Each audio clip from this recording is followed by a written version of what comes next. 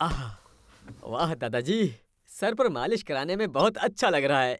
अरे अरे अरे बाप रे, अरे अरे ये क्या कर रहे हैं दादाजी? रुके रुके रुके, अरे अरे रुके ना। अरे क्या हुआ? अरे मारना ही है तो वजह बता कर मारिए ना। ये बुजदिलों की तरह पीछे से क्यों वार कर रहे हो? अरे रे रे रे, सर पर तेल लगाएगा तो पहलवान की तरह सीना तान कर चल पाएगा। हाँ?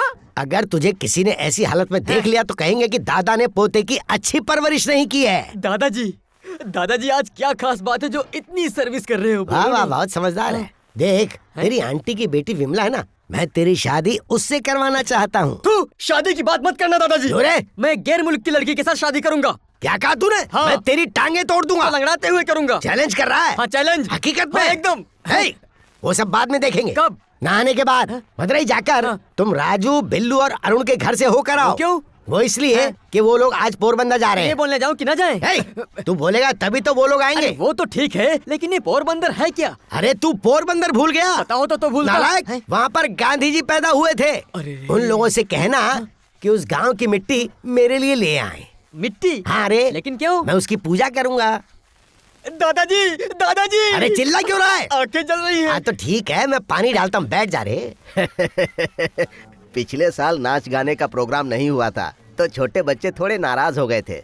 इस साल नाच गाने का प्रोग्राम रखना होगा। मेरी बात सुनो, इस बार तुम लोग कुछ भी सोचो लेकिन अच्छा ही सोचना।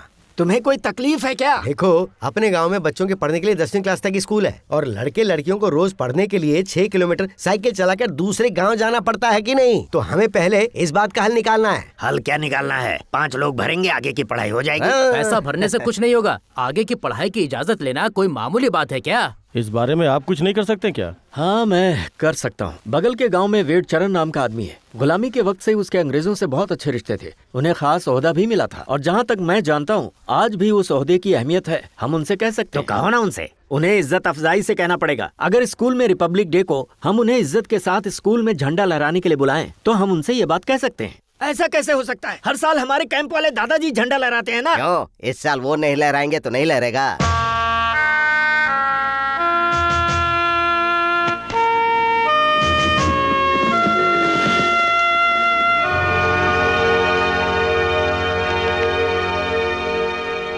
क्यों चाचा जी, स्कूल की बजाय घर में परचम लहरा रहे हो?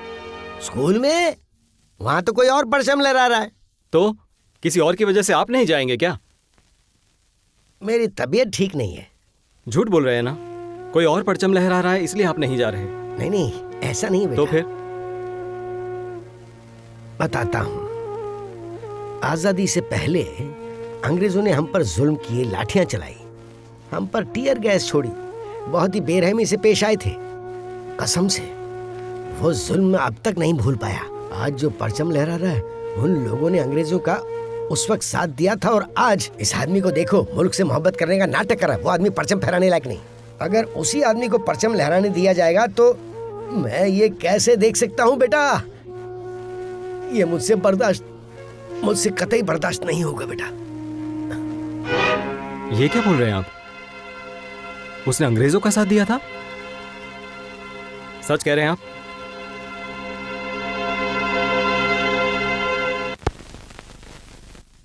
स्कूल अटेंशन, स्टैनिटीज अटेंशन।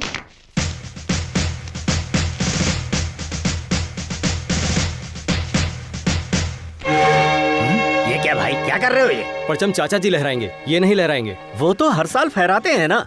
इस साल परचम फहराने के लिए हमने इन्हें बुलाया है। साहब को लेकर आओ या किसी और को लेकर आओ, परचम ये नहीं लहराएंगे। ऐसा क्यों कह रहे हो? आप इनके बारे में नहीं जानते। चाचा जी ने कहा है कि आजादी की लड़ाई के वक्त इन्होंने अंग्रेजों का साथ दिया था और इसी वजह से अंग्रेजों ने इन पर मेहरबानी की थी। अरे भाई वो सब रहने दो, पहले परचम लहराने दो। क्यों सर, आप भी तो बच्चों को आजादी के बारे में बताते हैं ना। सर हक तो अंग्रेजों ने दिया था ना। बात करके कोई फायदा ही नहीं है। बताओ बच्चों, परचम इन्हें लहराना चाहिए या फिर चाचा जी को? परचम चाचा लहराएंगे, ये नहीं लहराएंगे, ये नहीं लहराएंगे, चाचा लहराएंगे, ये नहीं लहराएंगे। आइए आइए।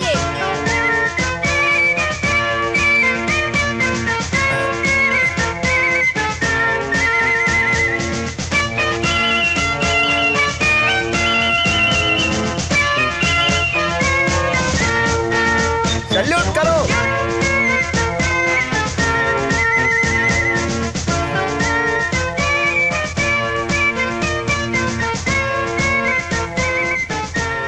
सोच सोच कर बहुत घबराहट हो रही थी कि हमारे हिंदुस्तान का मुस्तकबिल न जाने कैसा होगा। हिंदुस्तान का मुस्तकबिल कोई और नहीं है बल्कि तुम लोग हो। तुम लोग छोटे हो पर कोई बात नहीं, हमेशा बच्चे तो नहीं रहोगे ना। एक दिन तुम्हें मुल्क का मुस्तकबिल बनोगे, इसलिए मुल्क के बारे में सोचना शुरू कर दो। जय हिंद। मुझे पता है, मैं इस घर का नौकर था, आज तक भूला नहीं मैं। गांव वालों ने मुझसे राय मांगी थी तो मैंने राय दी। अगर तुम्हें मुझसे दिक्कत थी और तुम्हें मेरी बात पसंद नहीं थी तो मुझसे कहना चाहिए था। स्कूल में सबके सामने मेरी बेइज्जती करने की क्या जरूरत थी? देखिए, मुझे आपकी बेइज्जती करने का शौक नहीं है, पर वो परचम नहीं लहरा है इसलिए मैंने ऐसा किया। ए, तूने बेइज्जती की होगी तभी आकर बोल रहे हैं ना। इनसे माफी मांगो। छोड़ो ना दीदी, बड़े घर का लड़का है ना, गांव का मुखिया बनने की ख्वाहिश है इसे। डरते हो कि कहीं कोई और ना बन जाए, है ना? बिल्कुल भी नहीं। मुझे पता है मैं उम्र में छोटा हूँ, इसलिए मुझे ऐसी ख्वाहिश नहीं रखनी चाहिए। उस आदमी से मेरे ताल्लुकात कितने अच्छे हैं तुम्हें पता है? तुम्हारी इस हरकत से हमारे रिश्ते में दरार पड़ गई। अब हमारे रिश्ते पहले जैसे तभी हो पाएंगे जब तुम उनसे माफी मांगोगे। मांग लूंगा, माँ ने कहा है इसलिए आपसे माफी मांग लूंगा, मगर उनसे बिल्कुल भी नहीं। क्या कहा? पर उनसे तुम छोटे हो जाओगे ना, इज्जत कम हो जाएगी। क्या मेरी इज्जत की कोई कीमत नहीं?